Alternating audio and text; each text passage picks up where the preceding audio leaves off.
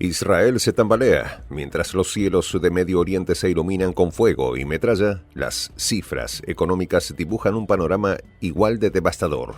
Con 66.000 millones de dólares en gasto militar y una inflación descontrolada, el colapso parece inevitable. Caos total. En las calles de Tel Aviv, los escaparates cerrados y los restaurantes vacíos retratan una nación al borde del abismo. La economía se desmorona, con 60.000 empresas al filo del cierre y un sector tecnológico que pierde su brillo. Mientras tanto, la Unión Europea y Biden observan desde lejos el colapso de Netanyahu. Los detalles a continuación. ¿Quieres saber cómo se puede fundar la patria grande? Mira el final del video. Desastre económico. Las cifras helaban la sangre incluso antes de que las bombas comenzaran a caer con renovada furia sobre Gaza. 66.000 millones de dólares de gasto militar anunciaban un Israel que, bajo el tambaleante liderazgo de Netanyahu, se precipitaba hacia una crisis económica sin precedentes. Mientras los proyectiles iluminaban el cielo de Oriente Medio, en el subsuelo de la economía israelí resonaban los crujidos de un colapso inminente junto a una inflación disparada a niveles no vistos en 2 décadas y un mercado laboral tambaleante.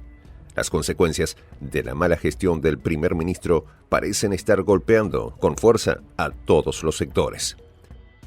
La inflación perforó el bolsillo de los ciudadanos con una fuerza que ni los más pesimistas habían anticipado. Entre discursos inflamados y promesas vacías, el Banco de Israel intentó contener una hemorragia monetaria que alcanza cifras alarmantes. 250.000 millones de shekels destinados a sostener un conflicto que nadie parecía saber cómo terminar. Para poner esto en contexto, este monto equivale al 12% del PIB nacional, una cifra que supera los presupuestos combinados de salud y educación. El resultado era una proyección de crecimiento amputada, reducida de un prometedor 3.4% a un raquítico 1,9%. Y eso, según los optimistas. En las calles de Tel Aviv, los restaurantes de moda y las boutiques que alguna vez simbolizaron la Startup Nation se veían eclipsados por los carteles de "se alquila" en ventanas polvorientas. El desempleo, que había permanecido en torno al 3.6% antes del conflicto, ahora se proyecta por encima del 7%, dejando a miles sin trabajo. Avi Hasson, CEO de Startup Nation Central, lo dijo sin rodeos. La incertidumbre es mala para la economía, mala para la inversión. Las empresas tecnológicas, aquellas que habían puesto a Israel en el mapa global de la innovación, ahora miraban hacia el extranjero como una salida desesperada ante un panorama cada vez más hostil. Además, se estima que hasta un 15% de estas empresas han trasladado sus operaciones fuera del país en busca de estabilidad. El turismo, ese sector que alguna vez fue el orgullo del país, también agoniza. Los hoteles de lujo en Jerusalén y Tel Aviv, que antes operaban al 80% de su capacidad, ahora luchan por alcanzar un triste 50%. Se estima 4.9 mil millones de dólares de pérdidas desde el inicio del conflicto. Incluso establecimientos como The Norman, conocido por su exclusividad, se veían obligados a despedir personal y reducir tarifas en un intento desesperado por sobrevivir. Los guías turísticos, una pieza clave en la economía local, vieron una caída del 70% en sus ingresos, mientras que los viajes internacionales hacia Israel descendió en un 60% en comparación con el año anterior. Mientras tanto, en Gaza, la tragedia humanitaria servía de telón de fondo para este drama económico. La ONU describió la situación como un declive rápido y alarmante, y aunque Cisjordania también sufría, nadie podría negar que los costos de la guerra no respetan fronteras. La economía libanesa, arrastrada por ataques fronterizos y un clima de tensión constante, enfrentaba una contracción del 5% según BMI. Pero Netanyahu parecía impermeable a estas advertencias, moviéndose como un titiriteo torpe que no logra evitar que su espectáculo se desmorone. El exgobernador del Banco de Israel, Karnit Flug, advirtió lo obvio, pero también lo aterrador. Si la escalada bélica se transforma en un conflicto más largo y severo, el impacto en la actividad económica será mucho más profundo. Flug, quien había dirigido el Banco Central en tiempos más tranquilos, ahora veía con preocupación cómo el gasto en defensa, inflado hasta proporciones grotescas, amenazaba con drenar los recursos destinados a sectores críticos como la educación y la salud. En cifras prácticas, los recortes a programas de inversión y desarrollo podrían significar una pérdida de hasta $10.000 millones. Es claro que Netanyahu está pagando caro su decisión de someter la soberanía de un pueblo que solo busca su autodeterminación. Y si algo faltaba para pintar un cuadro desolador, eran las voces que comenzaban a alzarse en el Parlamento Europeo. Von der Leyen lanzó un tibio llamado a la solidaridad con Israel, mientras las economías del continente también tambaleaban bajo el peso de un petróleo que no dejaba de encarecerse. Las sanciones a Rusia, el conflicto en Ucrania y ahora esta nueva escalada en Oriente Medio tenían a Europa al borde del colapso energético. Pero ni ella ni los líderes europeos parecían tener una estrategia clara, más allá de gestos simbólicos y palabras vacías.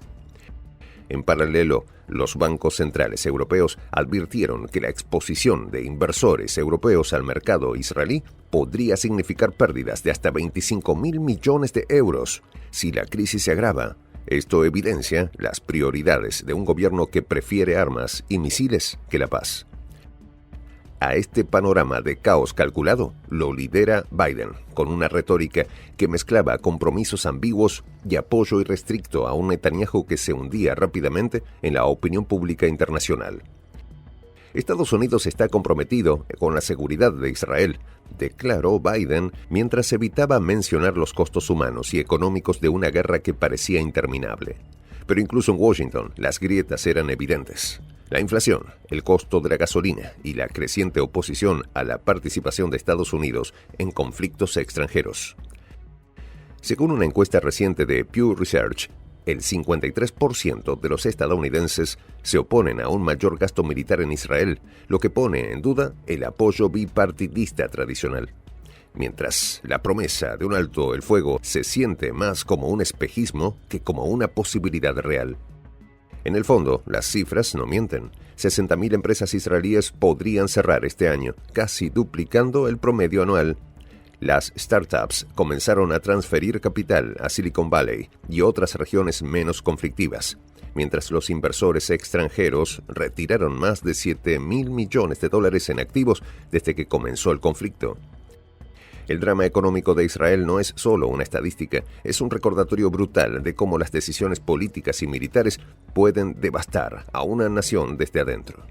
La dependencia del sector tecnológico, que representa casi el 15% del PIB, también está en peligro, con una caída del 22% en las exportaciones tecnológicas durante el último trimestre. Y mientras el mundo observa, la pregunta persiste: ¿cuánto falta? Los minutos se cuentan para ver desplomar a Netanyahu, que poco a poco se cae a pedazos en su miseria. Todo indica que el colapso económico es ya una cuestión de cuándo, no de si ocurrirá.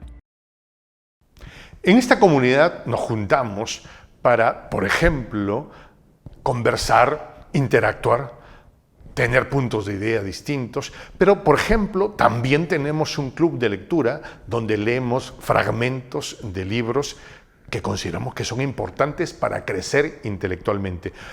También, por ejemplo, hacemos algo como lo que hace nuestro amigo el jefazo ahí en Bolivia. Les cuento la experiencia que me parece fascinante. Él tiene un restaurante ahí en Bolivia y en ese restaurante, ahí viene lo que tiene, un televisor. Y ustedes dirán, pero qué impresionante, ¿en qué contribuye que un restaurante tenga un televisor ahí en Bolivia? Una cosa muy importante, porque él, cada vez que abre su negocio, prende su televisor y pone los videos de prensa alternativa.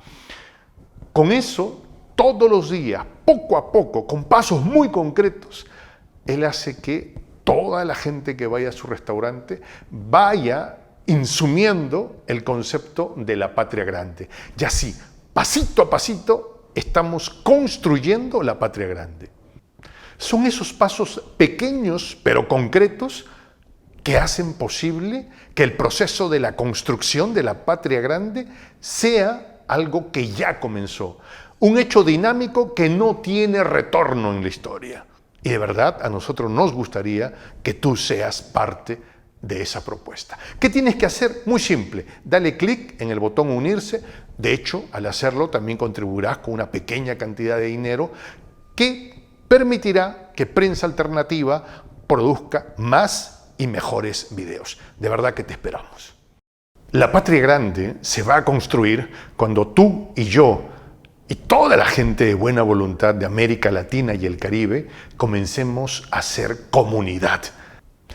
¿Cómo lo logramos? Interconectándonos todas las personas de buena voluntad que vivimos en América Latina y el Caribe. Y tienes una oportunidad de hacerlo, uniéndote a nuestra comunidad. Puedes hacerlo haciendo clic en el botón unirse que está en la parte de abajo. Soy el J, Juan José del Castillo, director del canal Prensa Alternativa. Si quieres ser parte de la comunidad de la Patria Grande, suscríbete a nuestro canal. Si es que quieres que te lleguen las notificaciones cada vez que subimos un video, activa la campanita. Si quieres apoyar a nuestro canal económicamente, puedes hacerlo a través de PayPal. El enlace está en la descripción del video. A nombre del equipo de Prensa Alternativa, me despido con esta expresión en el quechua milenario, Tupananchis Kama, cuya traducción es hasta volvernos a encontrar.